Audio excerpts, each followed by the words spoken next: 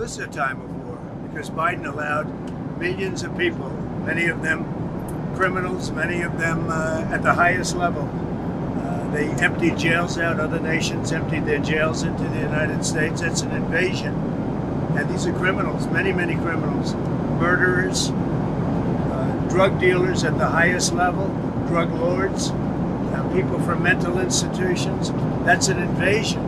Administration's non-compliance with the judge's order in conducting deportations under the Alien Enemies Act after a judge had said that those deportations could not proceed does pose a serious threat to our system of checks and balances, to rule of law in the United States. It is part of a troubling pattern, however, of non-compliance with district court orders or trial court orders.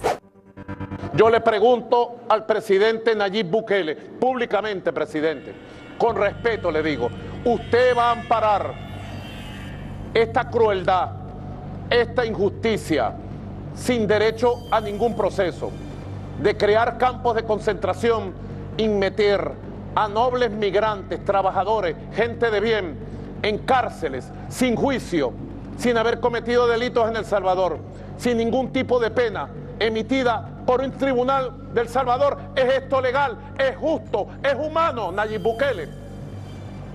¿Es humano hacerle esto a un ser humano solo porque es migrante venezolano? No se han respetado los controles mínimos de dignidad humana, ¿verdad? Vimos cómo el poder punitivo del Estado se manifestó, la forma en cómo trataba a las personas, el rapado del cabello, bueno, las políticas que se tienen aquí para el ingreso, en este caso, al Centro de Confinamiento del Terrorismo SECOT, cuando ni siquiera tienen claridad, en este caso las autoridades, de qué se les acusa a estas personas, en qué estado están sus casos, si son condenados, si son personas que todavía son procesadas, o en el peor de los casos, que solo por el hecho de ser migrantes, que estaban de manera irregular en Estados Unidos, se les está trasladando a un centro penal, como es el caso del SECOT. Eso todavía lo podría agravar mucho más. Americans can absolutely expect to see the continuation of the mass deportation campaign that has been successfully led by this president, Secretary of Homeland Security Kristi Noem, and also our Secretary of State, Marco Rubio. Y lo que hemos visto es que la excepción se convierta en la norma, y la pérdida de derechos para un grupo de personas que fue planteado como enemigo ahora aplica a todos, y creo que en Estados Unidos deberían de estar muy preocupados porque el presidente Trump se acaba de arrojarse de ese poder también, de decidir o más bien determinar qué personas, qué grupos deberían de ser sujetos a derechos y cuáles no.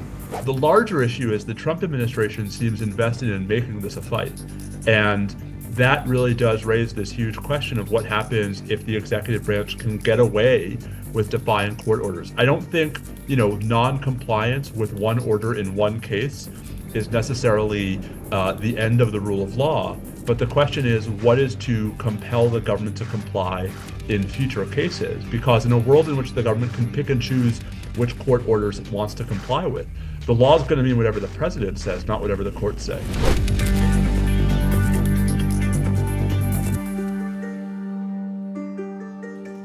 Vamos a estar analizando esta situación con una entrevistada desde México, Félix Taylor. A ver, la ficha de nuestra entrevistada. Se trata de María José Cáceres. Ella es coordinadora médica de Médicos Sin Fronteras en México, 15 años en Médicos Sin Fronteras, más de 20 misiones en Medio Oriente, África, Asia y América Latina, y trabaja en el contexto de emergencia, epidemias, desastres naturales y conflictos armados. Bien, María José, ¿cómo le va? Un gusto, un placer que esté en esta edición de Noticias. Un gusto conocerle.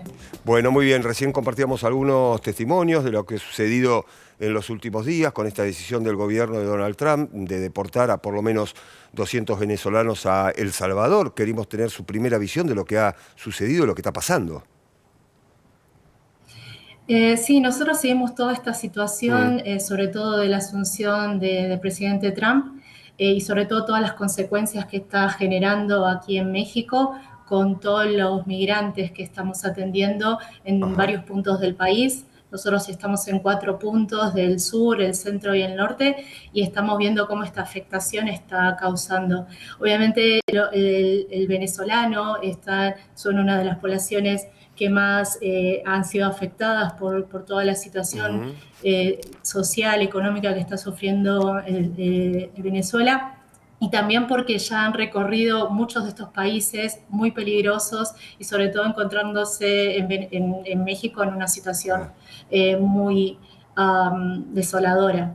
Lo que estamos viendo más que nada es que es una situación muy compleja para los venezolanos y para todos los que están migrando, porque estas consecuencias, además del problema, como sabes, del problema del asilo en Estados Unidos que se cortó una vez que asumió Trump, es también todos los fondos internacionales que se han cortado, ¿no? Entonces, esto afecta a todos los albergues, afecta a toda la protección, a la seguridad, la alimentación, la salud de toda esta población venezolana y de muchas nacionalidades. Así que es una situación, la verdad, muy desoladora, y nosotros como Organización Médica Internacional estamos muy preocupados por esta situación. María José, preguntarte cómo lo están viviendo desde México, porque se hablaba mucho de, bueno, el voto latino fue muy relevante para la victoria de Donald Trump y mucho el argumento tenía que ver con, bueno, queremos que estén de forma legal como nosotros lo hicimos, pero ahora también se está dando un poco el temor a si también puede avanzar incluso en aquellos casos en los que tienen todos los papeles en regla. ¿Cómo se está viviendo eso desde México, sobre todo considerando que una porción importante de los migrantes en Estados Unidos son mexicanos? Sí, lamentablemente el problema de todo esto es que no hay hoy por hoy un medio legal para poder pedir asilo hacia Estados Unidos, y esto es la gran problemática, sea el CBP-1 o sea otro medio, y por ahí están cortados todos los medios. Entonces, claro, las personas que uno va conociendo quieren entrar a Estados Unidos de manera legal. Obviamente, con toda la violencia extrema y todas las problemáticas que hay de tráfico de personas, saben que hay un medio mucho más seguro de entrar de manera legal. Lo que pasa es que todos estas maneras de poder entrar, que sobre todo se dieron en los últimos años, se ha cortado completamente. Entonces se encuentran hoy por hoy en una situación irregular en el país, y bueno, intentando ver qué poder hacer, pero realmente es una desesperación, y lo que más se ve sobre todo de familias enteras, ¿no? Estamos hablando de mujeres con niños, familias enteras que hoy por hoy se encuentran en una situación muy, muy problemática, y donde no hay fondos para poder ayudar a estas familias. Así que nosotros realmente nos encontramos en una situación muy preocupante, porque a nosotros como organización internacional no nos está afectando en este momento, pero todas las organizaciones que hoy por hoy están en México están sufriendo muchos recortes, y esto hace que no tengan acceso a todo lo demás, porque no es solamente en salud, ¿no? Es todo lo demás, es protección, es alimentación, sobre todo a niños, ¿no? Que tengan acceso a programas, por ejemplo, de VIH, tuberculosis, otra vacunación, otros programas que son muy importantes para prevenir, ¿no? Para prevenir a todas las enfermedades que se pueden venir. Entonces sí, es una situación realmente bastante desesperante, porque se cortan todos los fondos de ayuda humanitaria de personas que realmente se encuentran en una situación social y económica muy mala, entonces que no tienen los medios para poder afrontar, ¿no? Todo esto. Así que sí, la verdad que en estos 2 meses han sido desoladores para todas las organizaciones internacionales humanitarias que intentamos dar un apoyo y un refugio, porque lamentablemente estamos trabajando también no solo con eso, sino con personas que han sufrido muchísima violencia, personas que han sido secuestradas. Sí. No, María José, te quería preguntar, ¿cuál es el trabajo de las primeras horas y de los primeros días en la asistencia a los deportados por parte de Médicos Sin Fronteras? Nos gustaría saber cuál es la operatividad, digamos, inminente ante la llegada de deportados a un país, por ejemplo, México.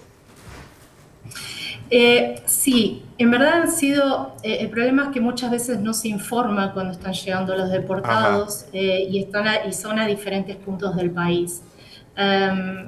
A veces la información que se va teniendo a veces es muy tardía, o a veces la primera asistencia la da el Ministerio de Salud, o otras organizaciones.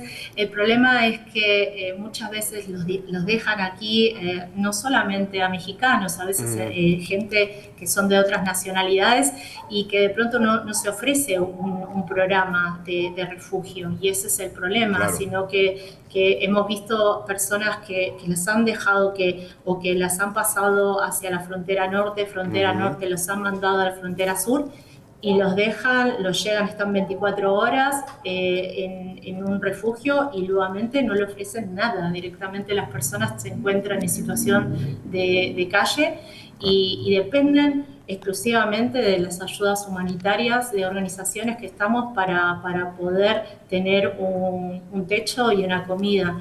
Y esta es la realidad que nosotros vemos en situaciones donde no tienen otros medios.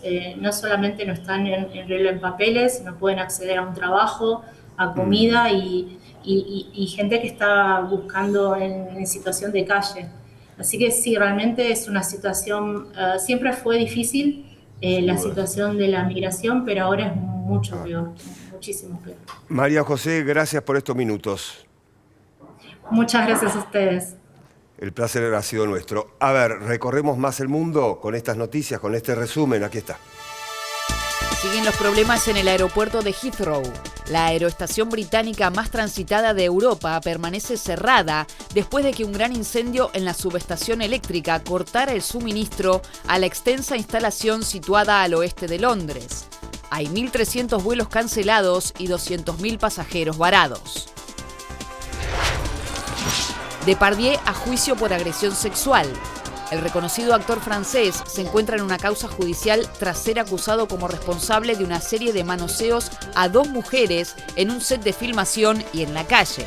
El próximo lunes se inicia el proceso por estos hechos. Erupción de un volcán en Indonesia. La entrada en actividad del monte Laki Laki en la isla de Flores generó una columna de cenizas que se elevó hasta unos 8.000 metros. Al menos 7 vuelos internacionales de la turística isla de Bali fueron cancelados.